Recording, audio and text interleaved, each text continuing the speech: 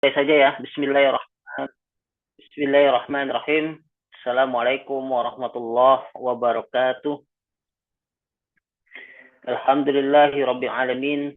Assalatu wassalamu ala Rasulillah wa ala alihi wa man wala. Asyhadu an la ilaha illallah wahdahu la syarikalah wa asyhadu anna Muhammadan abduhu wa rasuluh allazi la nabiyya ba'd. Alhamdulillah mahasiswa sekalian, Ustaz dan Ustazah, Ana akan menyampaikan sedikit ya, menambah dari perkuliahan kita sebelumnya. Namun sebelumnya senantiasa kita bersyukur pada Allah, kita masih diberikan kesempatan, kesehatan, serta banyak nikmat-nikmat Allah yang tidak bisa kita catat satu persatu. Nikmat yang berada di muka bumi, nikmat iman, nikmat kesehatan, dan lainnya. Salawat bersalam semoga senantiasa tercurahkan pada junjungan Nabi kita, Nabi besar Muhammad Sallallahu Alaihi Wasallam. Baik Ustaz dan Ustazah sekalian, teman-teman semua, pada pekan yang lalu, untuk sebagai salah satu komponen penilaian pada tugas akhir nanti adalah dengan memberikan penugasan. Nah, Ana mengingatkan bahwa penugasan hanya melalui link yang telah diberikan, karena link pada Google Drive itu akan terkoneksi pada sistem penilaian. Masih banyak ya, di sini tercatat hanya 18. Ini anak kirim di grup WA. Hanya 18 saja. Hanya 18 saja yang mengumpulkan tugasnya. Sebentar, saya kirim di grup.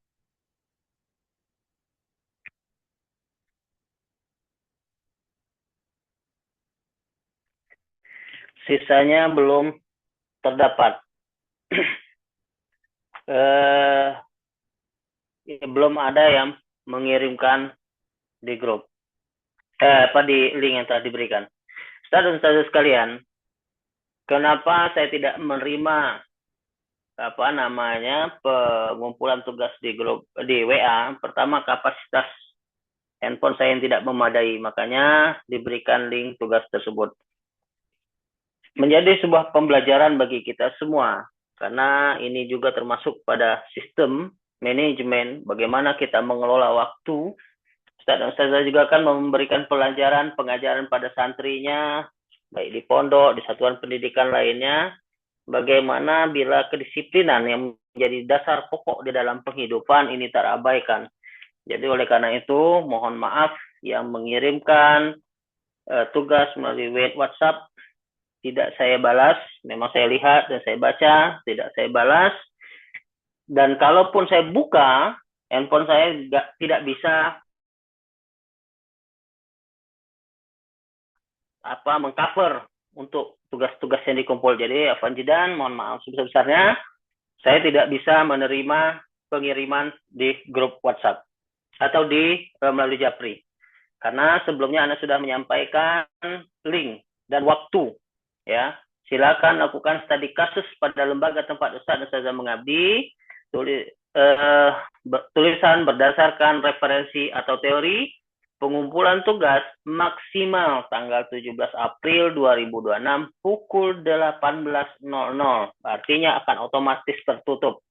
Itu sudah jelas 1 pekan masa pengumpulan tugas. Jadi yang alasannya malam tadi tidak sempat, pagi ini tidak bisa malam ini tidak bisa mengakses, ya wajar karena sudah melewati.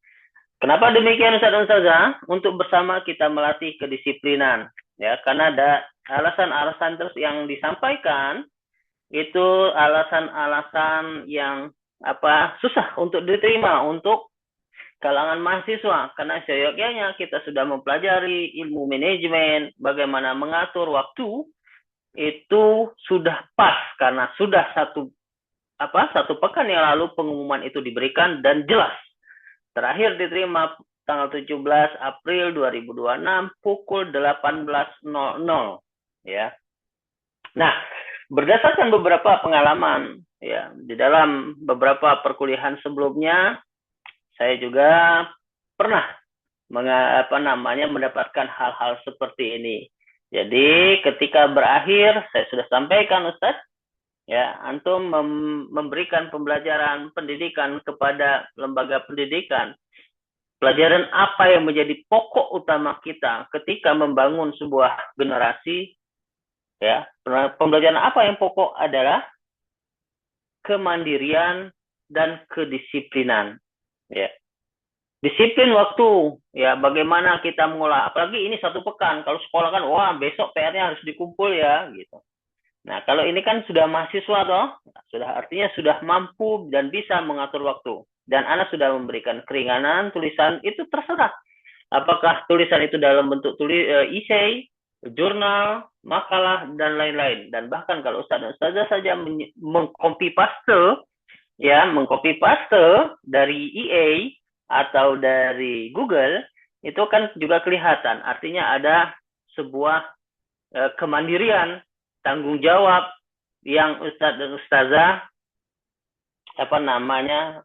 beban dan tunaikan. Nah, kalau ini dibiarkan, ustadz dan ustazah akan menjadi seorang pendidik, ya. Ketika kita menjadi pendidik, berarti kita adalah orang yang siap dan harus mampu untuk menjadi panutan bagi santri kita. Nah, untuk pengumpulan tugas harus sesuai dengan waktu yang ditentukan. Jadi mohon maaf yang mengirim lewat WA, yang mengirim melalui Japri, tugasnya tidak bisa saya terima, dan tetap pengumpulan tugas itu melalui Google Form, ya, yang link yang telah diberikan. Apakah bisa dimengerti? Atau ada yang ingin berkonsultasi? Atau ada yang ingin bertanya? Silakan, monggo. Ya, silakan.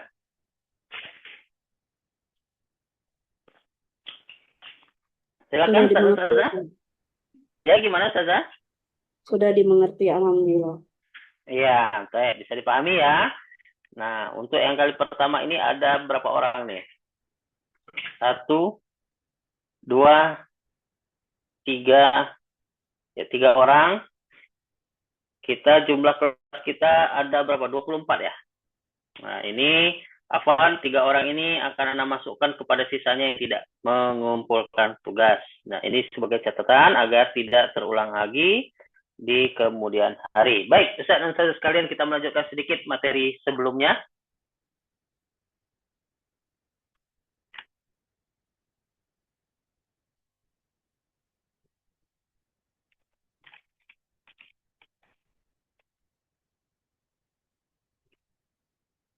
Sudah.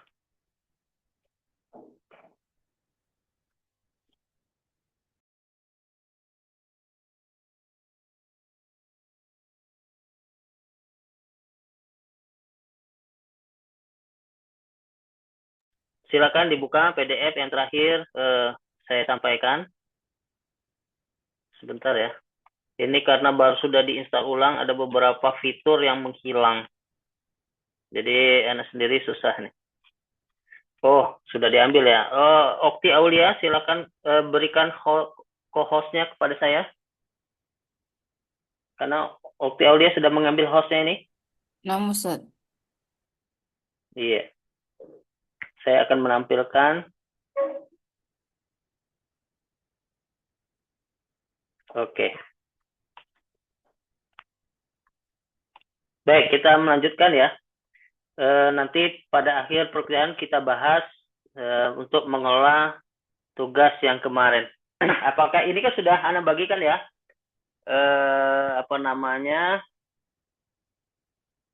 Sudah Anda berikan di grup. Jadi ini cukup kita penjelasan. Apakah ini sudah dibaca ya? Karena ini menyangkut leadership ya. Baik, kita lanjutkan sedikit ya.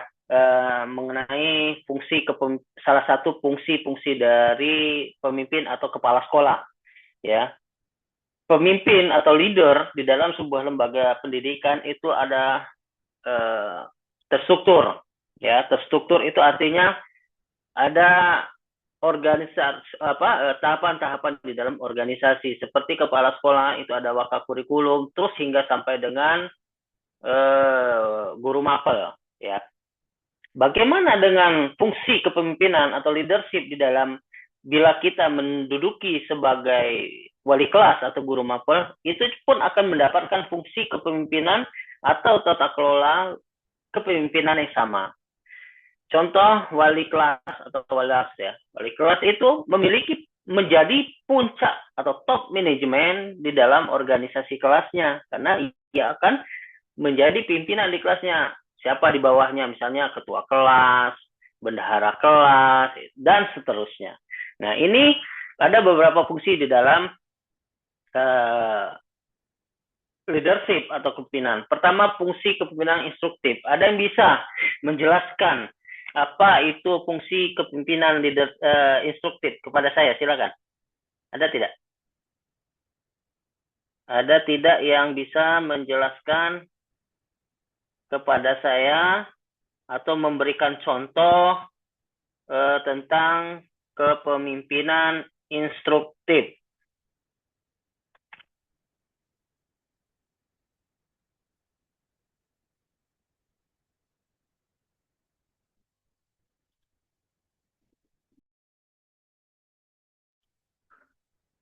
Baik, ada tidak?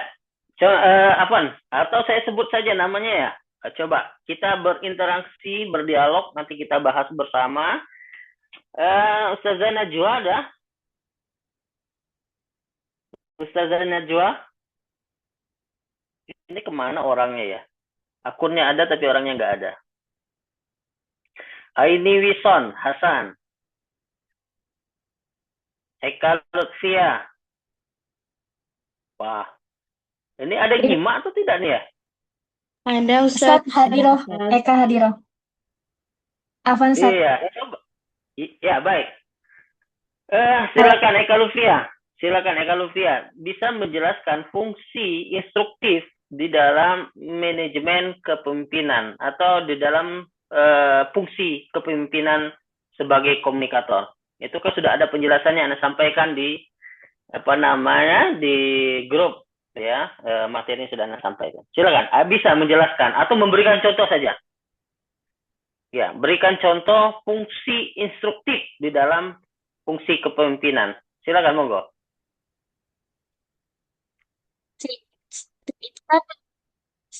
Pemimpin yang menjadi komunikator. Jadi dia menentukan atau memberikan arah kepada bawahannya atau memberikan perintah secara langsung kepada bawahannya untuk dilaksanakan. Nah, contohnya?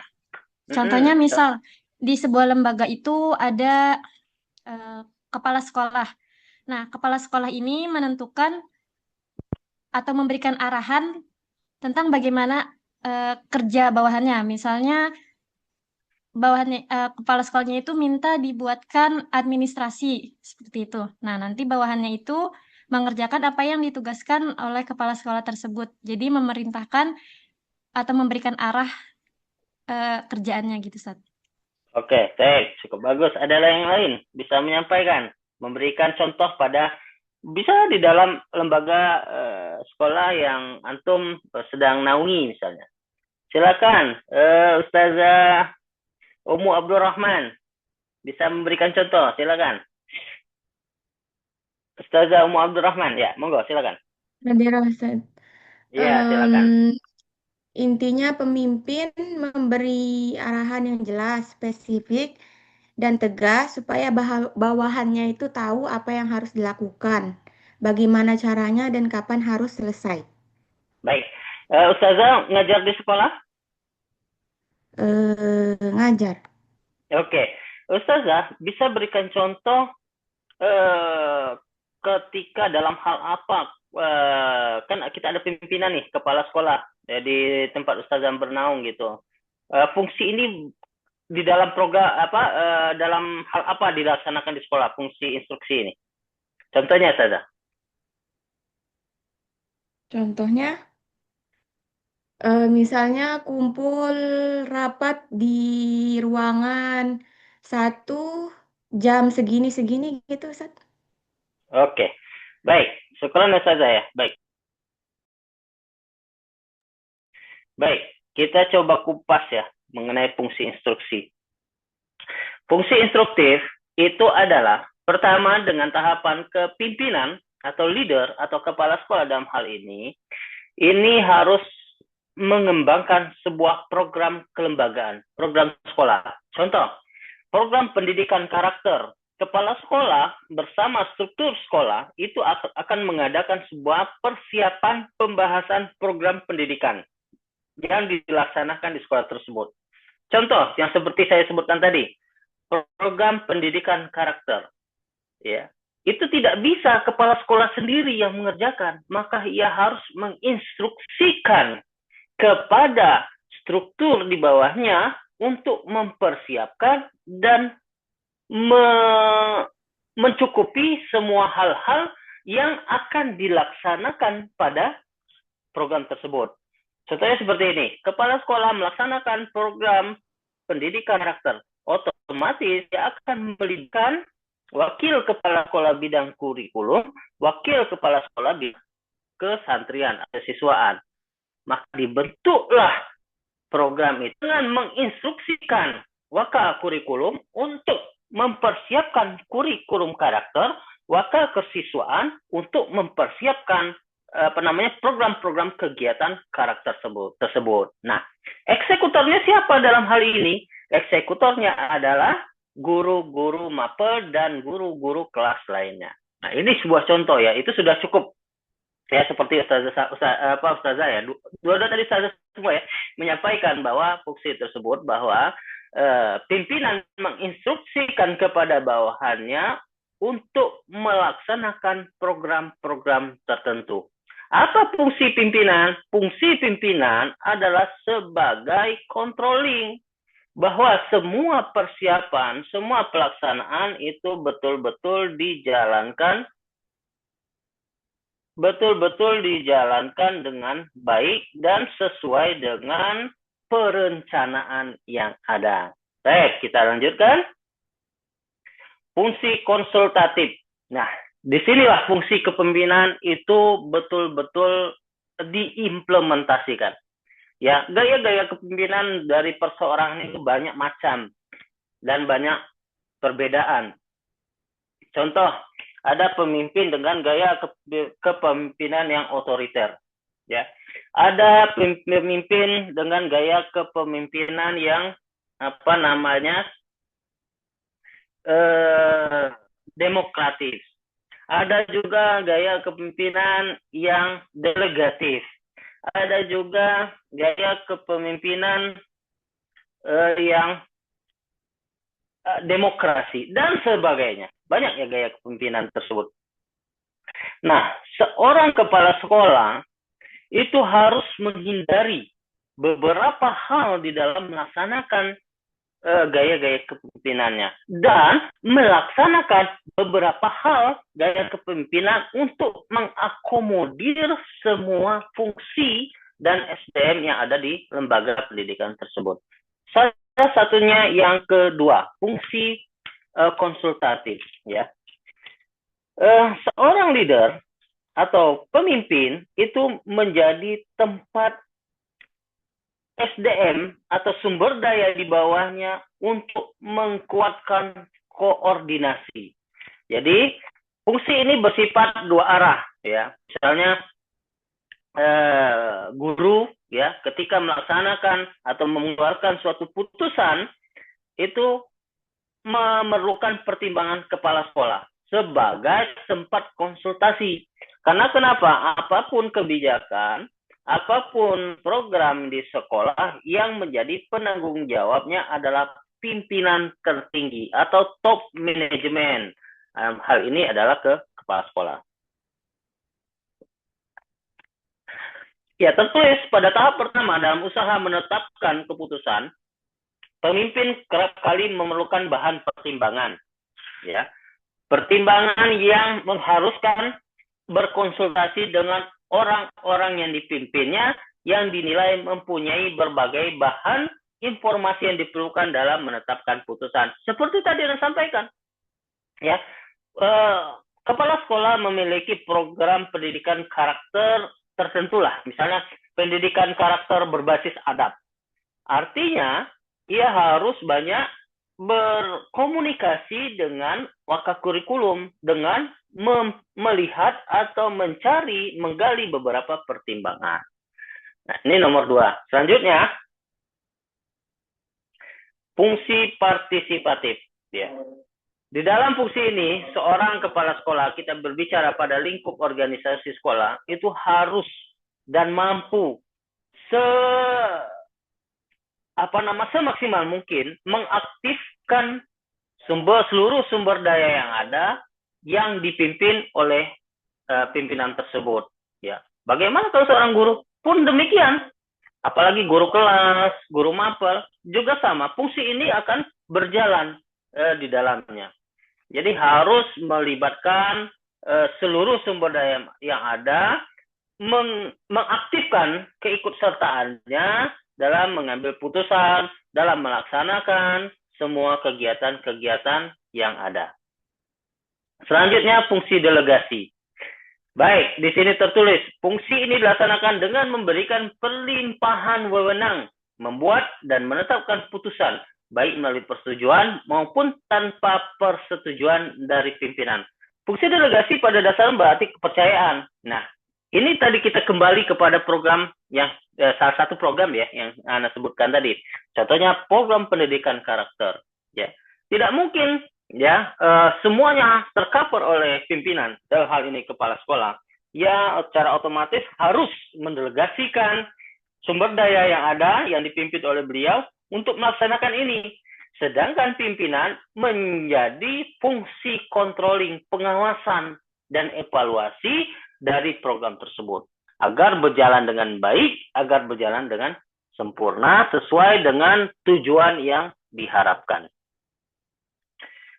Ada yang ingin ditanyakan dari dua fungsi ini, partisipatif dan delegasi? Silakan, monggo. Terus atau kita lanjut? Kan Ustaz, untuk fungsi delegasinya minta apa? Belum bisa dipahami, Ustaz. Gimana maksudnya, Saza? Fungsi delegasinya bisa minta diulang lagi penjelasannya, Ustaz. Oke, fungsi delegatif ya. Kita ambil yang sederhana saja, Saza. Misalnya seperti ini. Ini salah satu saja deh, kita berikan contoh ya. Fungsi delegatif ya, misalnya kepala sekolah, ada kegiatan kelompok kerja kepala sekolah di tempat Ustazah ada ya, ini ya, kelompok kerja kepala sekolah yang dinaungi oleh Dinas Pendidikan atau di bawah Kemenak atau biasa disebut dengan K3S. Ada? Ada. Nah, contohnya seperti itu. Itu kan program aktif kepala sekolah dalam melaksanakan komunikasi yang dijembatani oleh pemerintah. Ya, contohnya kepala sekolah tidak bisa hadir, maka ia mendelegasikan kepada waka atau wakil kepala sekolah untuk menghadir. Itu delegatif maksudnya. Ya, atau fungsi yang kedua dalam fungsi pengawasan. Misalnya, kepala sekolah ada kegiatan yang urgen, yang bersifat penting, ia harus meninggalkan internal misalnya. Ia mendelegasikan kepada staf di bawahnya untuk mengakomodir seluruh sumber daya yang ada, namun tetap berkoordinasi kepada pimpinan. Itulah yang dimaksud delegatif. Jadi artinya ia mewakilkan pekerjaannya kepada sumber daya yang lain. Bisa dipahami, Saudara? Bisa, Ustaz, jazakumullah. Waalaikumsalam. Baik. Kita lanjutkan ya. Dari fungsi delegasi, kita lanjutkan fungsi pengendalian. Ini sebenarnya fungsi-fungsi yang disampaikan di dalam materi ini adalah bagian dari fungsi-fungsi manajemen atau fungsi-fungsi manajerial yang telah kita bahas di awal-awal perkuliahan. Apa itu POAC? Nah, termasuk yang nomor ini ada fungsi 5 ini adalah fungsi pengendalian atau controlling. Fungsi ini bermaksud bahwa seorang leader secara teratur mengaktifkan anggotanya dengan terarah dengan baik, terkoordinasi dengan maksimal sehingga memungkinkan mencapai tujuan. Di sini fungsi pengendalian adalah melihat seluruh proses. Selanjutnya dievaluasi apakah tercapai sesuai dengan perencanaan awal ataukah harus kita evaluasi kalau tidak mencapai maksimal. Baik. Ini tadi Anda sudah sampaikan ya, tipe-tipe kepemimpinan ya. Banyak ya tipe kepemimpinan ini dengan gaya-gaya kepemimpinannya. Contohnya ini materi sudah Anda share ya di grup WA. Silakan dibuka. Ya, tipe kepemimpinan adalah pola perilaku yang unik ya. Banyak tipe-tipe kepemimpinan ya yang kita lihat di lembaga pendidikan kita ya. Karena seyogyanya menjadi seorang leader di dalam manajemen pendidikan itu harus mempelajari seluruh gaya atau tipe kepemimpinan. Namun ini yang paling populer. Ini yang paling populer, tipe kepemimpinan pribadi atau personal leadership. Tindakan kepemimpinan yang dilakukan dengan mengadakan kontak pribadi dan hubungan yang dibangun secara personal. Apakah ini cukup di dalam melaksanakan atau mengawal atau memimpin sebuah lembaga? Tidak. Ada waktu-waktu tertentu yang harus kita gunakan. Inilah kalau di dalam teori lupa yang mengeluarkan teori tersebut bahwa situasi tipe atau gaya kepemimpinan situasional. Ada saatnya ia harus keras, ada saatnya ia harus otoriter, ada saatnya ia harus demokrasi dan sebagainya. Ya, banyak gaya-gaya kepemimpinan dan secara tidak sadar pun kita pada kehidupan sehari-hari pun ini banyak melaksanakan gaya-gaya kepemimpinan ya, di rumah misalnya, contohnya pada anak gitu. Itu sebuah gaya kepemimpinan sebagai mana dari awal bahwa kita itu adalah semuanya adalah leader, seminimal pemimpin bagi dirinya sendiri. Afwan, ana izin minum dulu Ustaz.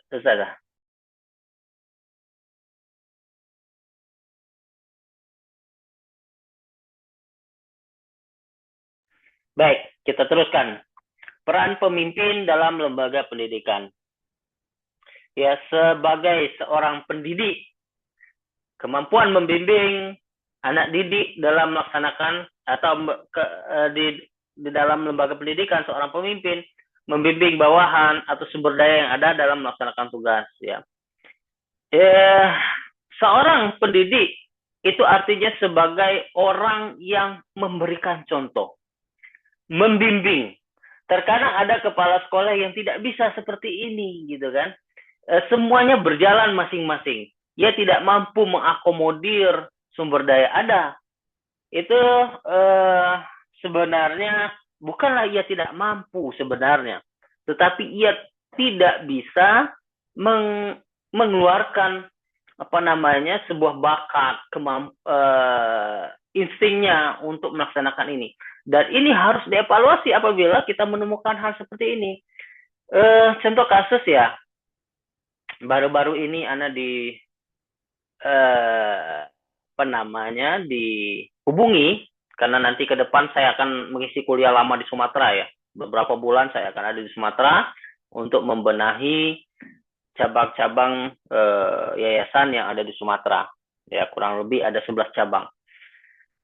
Ini contoh ya, ini contoh kasus ya. Sebagai pada poin 1, kemampuan membimbing bawahan dalam melaksanakan tugasnya. Dalam melaksanakan tugasnya. Ada pemimpin itu yang hanya mampu menginstruksikan. Tapi ia tidak bisa memperlihatkan dirinya dalam mengakomodir instruksi tersebut. Contoh, dalam hal kedisiplinan. Contoh seperti itu. Seluruh tenaga pendidik sesuai dengan regulasi yang disusun bersama, kita sudah harus hadir di sekolah pukul 7.30 ya. Tetapi yang terjadi bahwa kepala sekolah atau pimpinan atau guru kelas yang semua menjadi leadership itu datangnya terlambat dan tidak sesuai dengan unsur-unsur syar'i. Ya, kecuali dalam unsur syar'i ya, ada beberapa hal ya yang di luar keinginan kita. Contohnya pecah ban ya, sudah berangkat udah jam 6 pagi udah berangkat, tahu-tahu di jalan mogok, kehabisan bensin dan sebagainya. Nah, ini harus, dan kalau unsur syar'i nggak tiap hari ya. Ya, kalau sudah tiap hari udah menjadi kebiasaan. Nah, ini yang menjadi catatan. Nah, di sebuah kasus yang terjadi adalah ketika pimpinannya minta menggunakan fungsi instruktif, ya hanya menginstruksikan saja. instruksi, tapi dia tidak melakukan pembinaan, pengawasan, pendampingan, sehingga fungsi-fungsi, salah satu fungsi, contoh saja kedisiplinan, ia tidak disiplin hadir, ya terlambat sampai 3 jam, hadir ketika mau pulang, gitu. Nah, ini artinya fungsi sebagai pendidik, pembimbing di lembaga ia pimpin itu tidak berjalan, ya. Baik.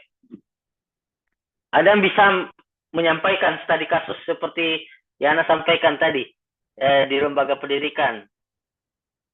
Nanti kita diskusikan contohnya. Ayo, silakan. Ada yang bisa?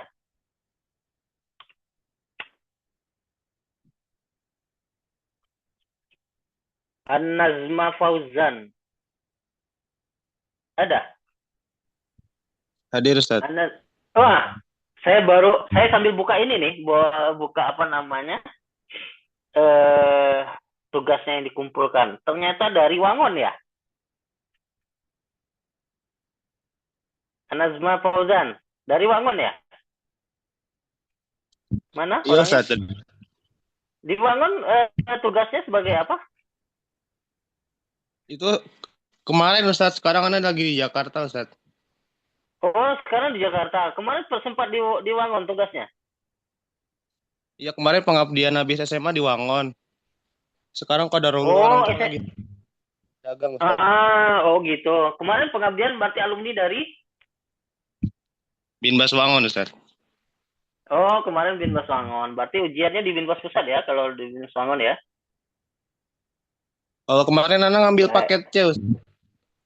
Oh Ujiannya. gitu, Oh ya nggak apa-apa, Iya, kalau legal yang penting legal dan sesuai dengan hukum tata negara.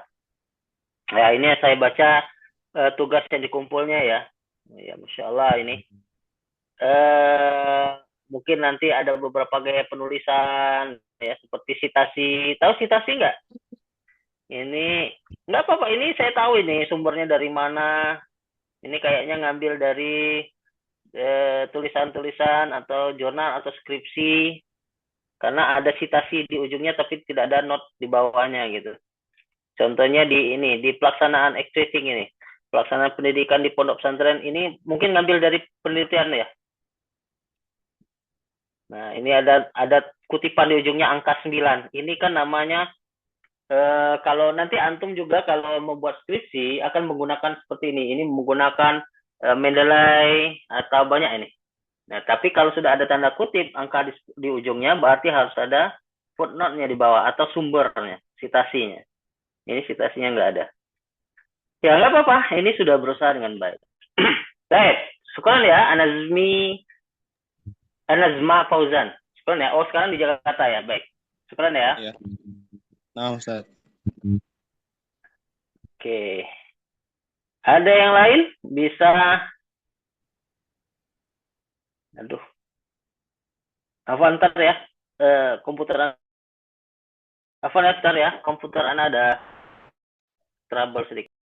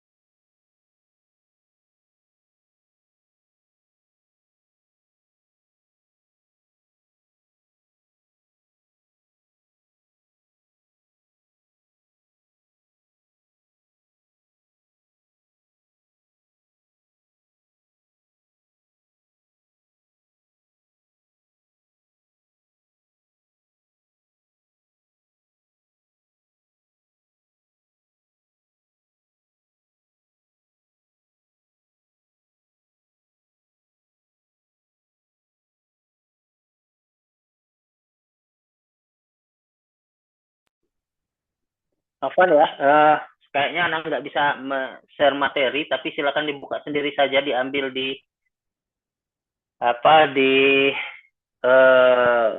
grup WhatsApp. karena memang komputer Anda baru selesai direnovasi ya, diinstal ulang dan lain-lain, hingga banyak hilang. Kita lanjut saja ya, silakan dibaca sendiri peran-peran pemimpin dalam lembaga pendidikan. Terus kita masuk yang ke selanjutnya, itu karakter kepemimpinan pada lembaga pendidikan Islam. Ya, ini sesuai dengan dalil ya, berapa keteladanan dari Rasulullah Shallallahu Alaihi Wasallam. Contohnya Siddiq ya, Nabi mempunyai niat yang benar-benar punya spirit, yang tangguh, yang kuat dan amanah gitu, dan seterusnya. Selanjutnya adalah aspek-aspek karakter amanah dalam kepemimpinan Islam, itu percaya dan terintegritas. Jadi ia mampu mengemban amanah dengan baik dan bertanggung jawab dengan apa yang menjadi amanah bagi dia. Dan terintegritas artinya ia mampu mempertanggungjawabkan dan bersinergi dengan siapa ia diberikan. Ya, Fajar Yasin di ini aja disampaikan, kalau ininya di apa namanya, disampaikan di chat WhatsApp saja. Chat WhatsApp, chat Zoom aja, nggak usah ke WhatsApp. Ya. Selanjutnya aspek-aspek yang menjadi karakter amanah dalam kepemimpinan Islam adalah menjadi teladan yang baik, uswatun hasanah bagi bawahannya, menjadi contoh nyata, meneladani, membimbing, mengarahkan, serta mendampingi bawahannya dengan cara-cara yang baik. Dan seterusnya bisa dilihat di sana. Selanjutnya karakter kepemimpinan Islam adalah karakter tablik, fatona, dan seterusnya. Baik, sudah pukul 8 ya. Kita akan bahas sedikit. Ada yang ingin ditanyakan nggak di materi ini? Ada yang ingin ditanya nggak di materi fungsi-fungsi kepemimpinan dalam manajemen pendidikan? Silakan, ada yang ingin bertanya?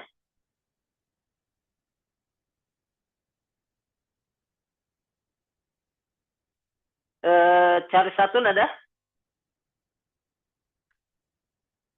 Cari Satun?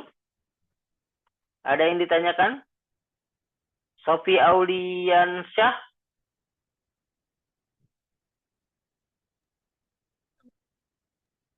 Hari Satun Oke. Hadira Ustadz. Oh iya, nggak ada yang ditanyakan? Ada yang mau bertanya? Konsultasi? Afwan, Ustaz? Ada Ustadz. Oh ya, monggo silakan.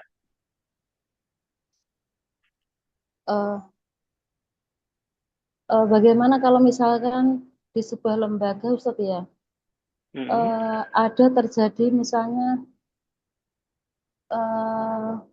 ketidakadilan dalam sebuah pengambilan sikap. Jadi bagaimana sikap kita gitu Ustadz? Oh ya, sikap pemimpin dalam hal itu ya? Misalnya kepala sekolah memberikan sebuah keputusan yang tidak adil kepada kami, maksudnya kepada bawahannya gitu Ustaz. Sikap kita, Oke. Ustaz. Padahal itu sudah nyata-nyata tidak adil gitu Ustaz.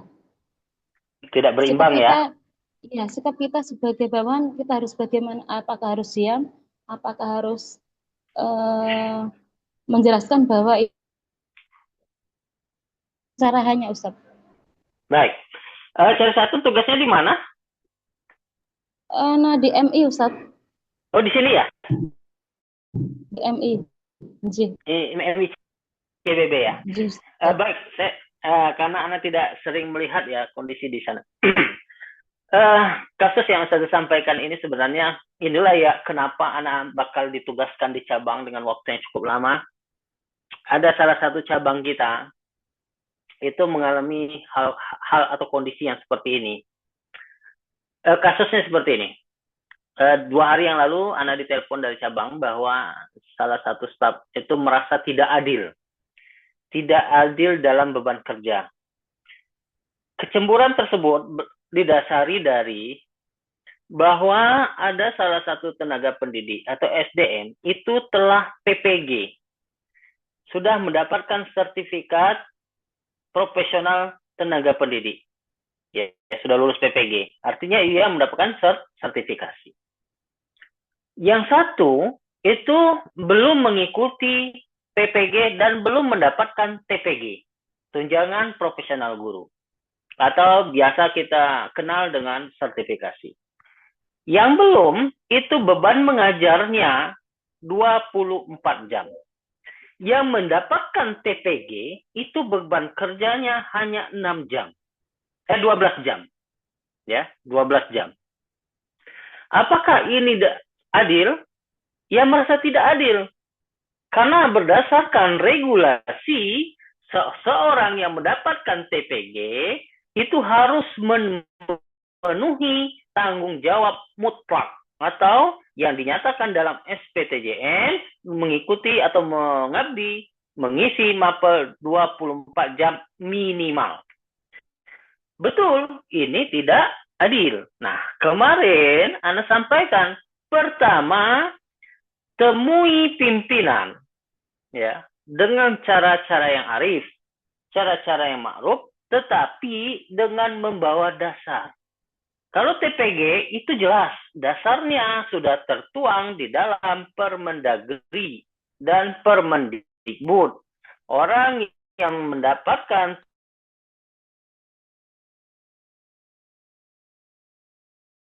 tanggung jawab belajar minimum 20 dengan pimpinan. Apabila belum mendapatkan belum mendapatkan keadilan, tidak diproses oleh pimpinan, maka kita naik ke manajemen struktur berikutnya, seperti yang disampaikan oleh salah satu cabang di Sumatera yang menyampaikan kepada anak. Anak langsung mengkonfirmasi, ya, kan ternyata bahasanya yang mendapatkan TPG ini adalah istri dari pimpinan. Ya. Di situ kan kita lihat. Nah, artinya tidak berjalannya pertama fungsi peraturan, fungsi regulasi, dan yang kedua tidak berjalannya fungsi pengawasan. Kalau ustazah menghadapi hal tersebut, ustazah harus Ana menyarankan ustazah melakukan koordinasi personal kepada pimpinan dengan membawa beberapa pertimbangan secara dasar. Misalnya adalah aturan. Yang kedua, rujukan lainnya. Ya, lakukan komunikasi aktif secara berjenjang. Ustazah, jangan lompat-lompat. Secara berjenjang, ya. Contoh, misal ustazah di Ikhwan itu akan koordinasi kepada wakil kepala sekolah, tapi maka naik hingga kepada sekarang di pusat itu melalui tanfidyah. Tanfidyah yang pertama adalah yang mengurusi bagian ini adalah DM dan kepimpinan, atau Ustaz Jihad, Ustaz Miftah, Ustaz Sarwadi, dan seterusnya. Seperti itu, Ustazah.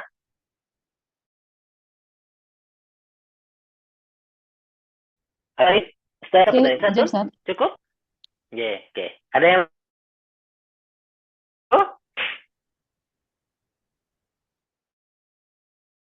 Kita... Jazakumullah khairan, Ustaz. Ya, seperti itu saja. Oke, kita lanjut ke pembahasan sedikit tentang pendidikan. Afwan, kita bahas bersama ya, studi kasus penerapan manajemen pendidikan Islam di beberapa tempat. Ya, banyak lembaga-lembaga pendidikan ini tidak melakukan fungsi-fungsi pendidikan yang jelas. Ya. Saya sambil baca dan kita bahas bersama. Ini banyak teman-teman yang tidak memperlihatkan studi kasus, ya. Tapi lebih banyak kepada penjelasan mengenai fungsi manajemen, ya, seperti POAC, perencanaan, pengorganisasian, pelaksanaan. Yang kita maksudkan studi kasus itu adalah misalnya tidak berjalan dengan baik fungsi pengorganisasian. Contohnya di sekolah kita itu tidak atau belum berjalan regulasi atau SOP yang ada. Maka kalau kita melihat dari beberapa teori, SOP itu masuk di dalam regulasi, dan kalau regulasi di dalam manajemen itu masuk di dalam pengorganisasian. Nah, ini banyak teman-teman yang tidak memperlihatkan hal di beberapa tulisannya, ya. Saya tidak sebut orangnya, malu nanti, dan itu juga tidak baik. Nah, ada juga dengan membuat tulisan dengan bergaya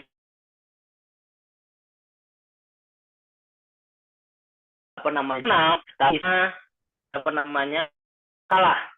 Nah, ini baik. Seperti yang saya sampaikan tadi, sudah sering kan buat,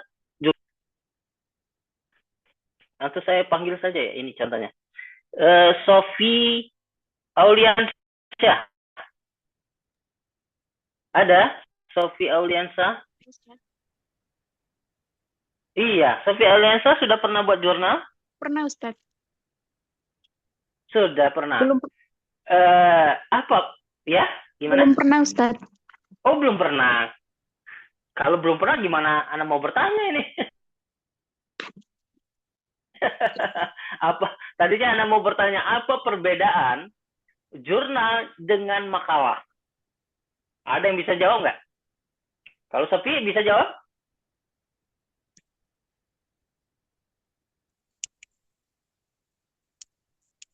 Bisa jawab, Sophie? Belum ya? Silakan, monggo. Apa, Ustadz? Kalau makalah itu seperti karya tulis tugas akademik ya, Ustadz, yang lebih sederhana dan fokus pada kajian pustaka. Kemudian Dan kalau fokus pada jurnal, apa? kajian pustaka, Ustadz. Oh, oke, pas. Kalau jurnal? Jurnal itu lebih ke media publikasi ilmiah yang memuat artikel penelitian mendalam. Oke, Masya Allah. Baik. Itu gunanya kita berada di perangkat, jadi harus segera ya. Pekan kemarin Anda mengisi materi, ya ini berdasarkan pengalaman juga. Ngisi materi tentang persiapan calon ikadin. Nah, Anda tanyakan seperti ini. Dan ketika Anda menyampaikan materi pada sibuk pegang handphone, satu saja pertanyaan Anda. Dan mereka bingung. Padahal dekat ada handphone, apalagi media pustaka sekarang bisa diakses secara online ya, cakrawala keilmuan dunia itu. 5 pokok soft skill yang harus dikuasai oleh seseorang walaupun IPK-nya tinggi. Wah, bingung mereka. Nah, saya tanyakan itu ke rekan teman-teman semua pada hari ini. Ada yang bisa jawab? Apa 5 pokok dasar soft skill yang harus dikuasai seseorang? Yo, ada yang bisa jawab? Nggak minta banyak loh, 5 saja. Dan nggak usah dijabarkan, karena panjang kalau mau dijabarkan. Atau ada bisa sebutkan salah satu saja? Atau saya panggil nama orangnya? Komunikasi, Ustadz. Komunikasi. Bagus. 1 ya. Itu 1. Terus yang kedua? Manajemen Problem solving. kerjasama, Teamwork, kerjasama. Terus? Memecah masalah dan berpikir kritis. Pola berpikir positif dan pantang menyerah. Selanjutnya? Manajemen. Manajemen apa, Zaza? Waktu. Time management. Selanjutnya, 1 lagi nih. Kemampuan? Adaptasi. Iya, kemampuan beradaptasi.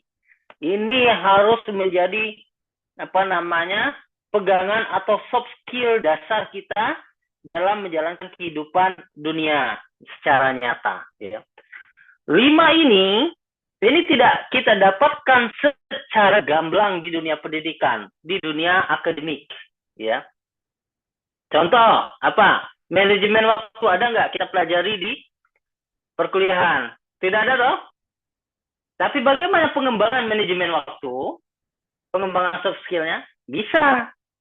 Bisa dilakukan beberapa tahapan. Bagaimana kita melakukan pengembangan kemampuan komunikasi contohnya tadi? Bisa nggak? Bisa. Karena pintar saja tidak cukup ya. Kita menyampaikan ide, ide kita banyak gitu kan, tapi tidak mampu berkomunikasi dengan baik, juga nggak bisa.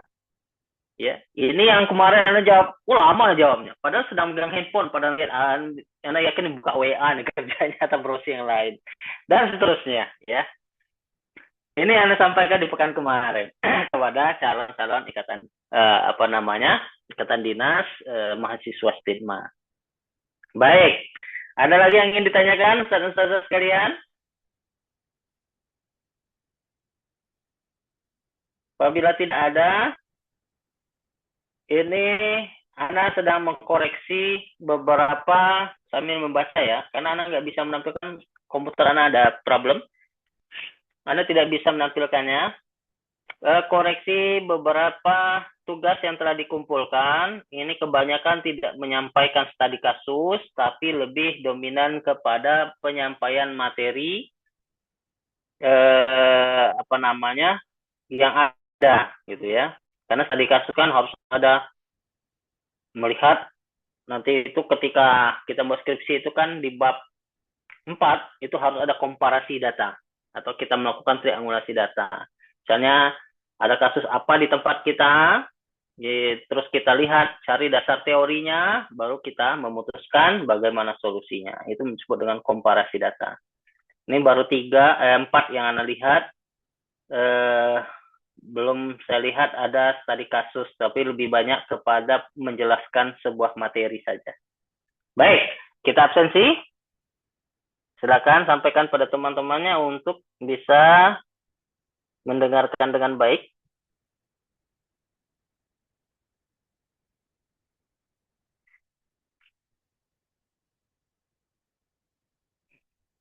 Sebentar ya. Presensinya sedang Ana buka.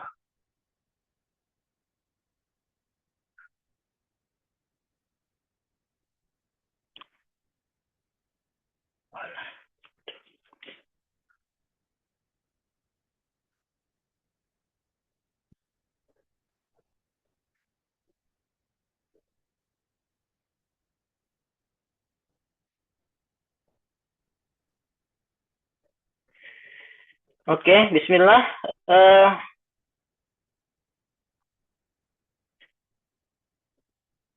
Lu Fatimah Zahra ada hadir? Ana panggil hanya 2 kali saja ya. Lu Hadir, Fatimah Ustaz. Zahra. Oke, hadir. Alisa Putri Hadir. Hidayat. Hadirah. Alfia Aulia Syakira. Hadir. Lestari Puji Astuti. Hadirah Ustaz. Okti Aulia Al-Fajari. Hadirah, Ustaz. Nabila Salsabila. Hadirah Ustadz. Abida Rahmah. Hadirah Ustaz. Gifar Azka Mumtazah. Berlian Nur Aini Ikhlas. Hadirah Ustaz. Syari Satun hadir tadi. Hadirah Ustaz. Hatika Rohmah. Hadirah Ustadz. Eka Lutfiyah. Hadirah Ustaz. Siti Saidah. Hadirah Ustaz.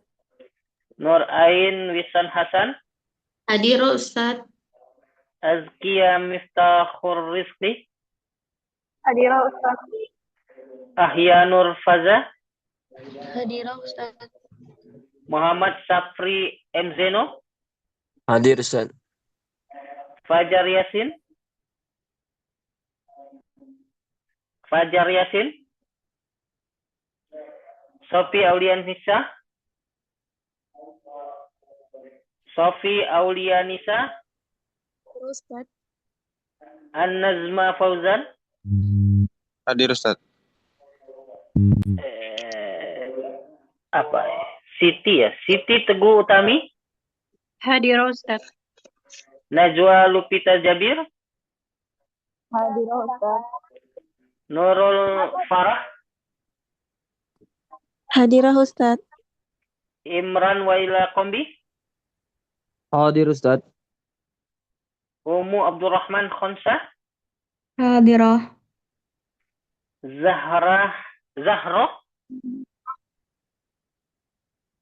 Zahro hadir?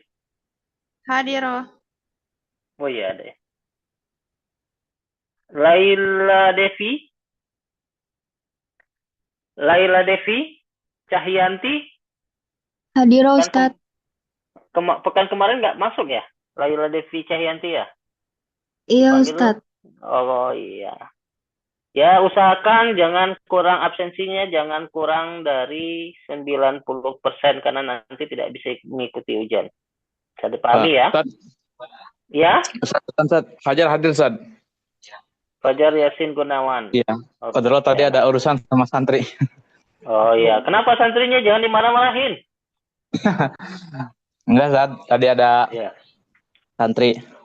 Oke, ya. Nah, cukup.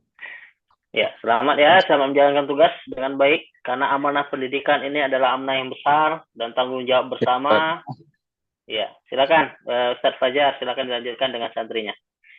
Baik, buat semua bahwasanya pendidikan ini adalah amanah yang besar dan melihat kondisi pendidikan saat ini, terutama dakwah dari sisi dakwah sunnah, dakwah Islam yang semakin hari semakin tergerus, terutama pada pendidikan adab, karakter akhlak yang baik, sebagaimana tujuan dakwah Rasulullah ini. Perhatikan, kita santri-santri kita adab berbicara, bagaimana adab tanggung jawab, adab amanah itu semakin hari semakin tergerus, maka perlu ada program-program yang bisa memperkuat itu semua.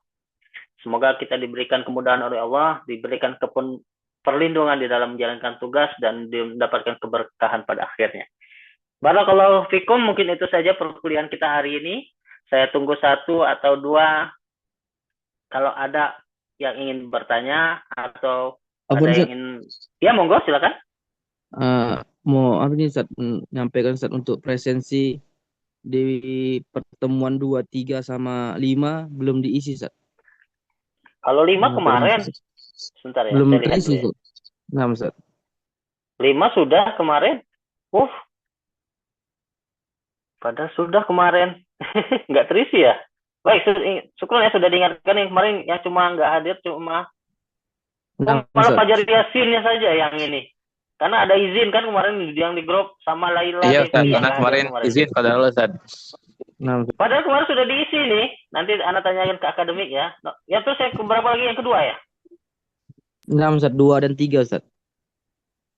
Wah, padahal sudah semua ini. Afwan Ustadz, Anda mau bertanya. Ya? Anda kan santri baru, mahasiswa baru maksudnya. Ya. Itu pertemuan 1 sampai pertemuan 3 itu namanya belum masuk presensi. Nah, itu untuk mencatat kehadiran, adakah kayak tugas begitu buat memenuhi kehadiran? Oh ya, nanti menjelang UTS ya. Menjelang UTS, yang Ana akan mencoba membantu, terutama di kelas weekend ini, Ana memahami ya. Kenapa antum weekend, artinya antum ada tugas juga pekerjaan, di satu sisi antum harus mengupgrading diri ya. Ya, jadi kita bisa saling memahami dengan kondisi. Di satu sisi ada tugas kita sebagai pendidik, di satu sisi juga kita harus mengupgrading diri. Nanti insya Allah akan Ana berikan yang presensinya yang tidak mencukupi. Menjelang UTS akan Ana berikan tugas ya, tapi tidak sekarang ya, karena harus bertahap. Bisa dipahami? Baik Ustaz, syukran. Ya, Afwan. Silakan yang lain. Silakan yang tadi tolong ingatkan Ana di grup, sebutkan saja pertemuannya ya, pertemuan 1. Ana akan tanya ke akademik karena itu sudah semua sebenarnya. Siapa yang tadi yang ingetin Anda tadi? Ustaz Imran Ustaz. Ya, Ustaz Imran minta tolong dibuat di grup pertemuan, sebutkan saya pertemuan keberapa? Pertemuan 1 ya? Entar, 2, 3 sama 5 Ustaz. Wah, 2 malah Alfia sendiri yang hadir, yang lain nggak hadir nih. Nah, Ustaz. Alfia, 2, Aulia, 3 sama 5. Yang lain nggak hadir. Pada itu sudah semua di absen. 2, terus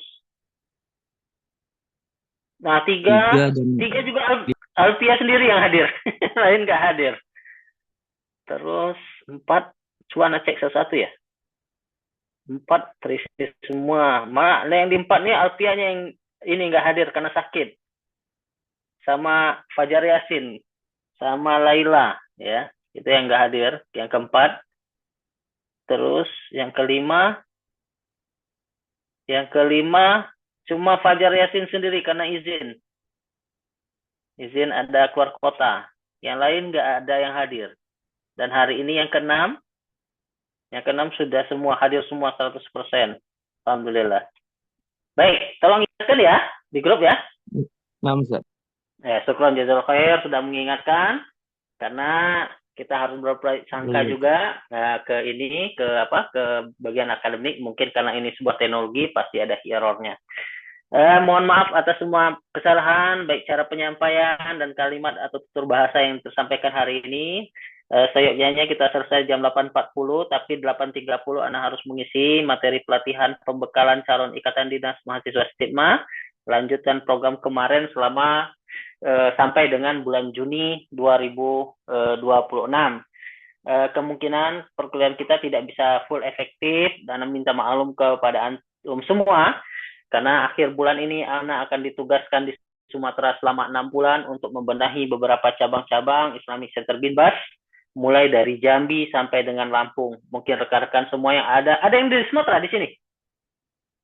Nah, Ustaz, Aceh ya, Ustaz. Oh, Aceh nggak sampai, Afwan ya, dengan Pak Topik ya. Aceh Ana via Zoom. Ya, karena tugas Ana dari Jambi sampai dengan Lampung. Selain Aceh ada lagi? Lampung, Ustaz.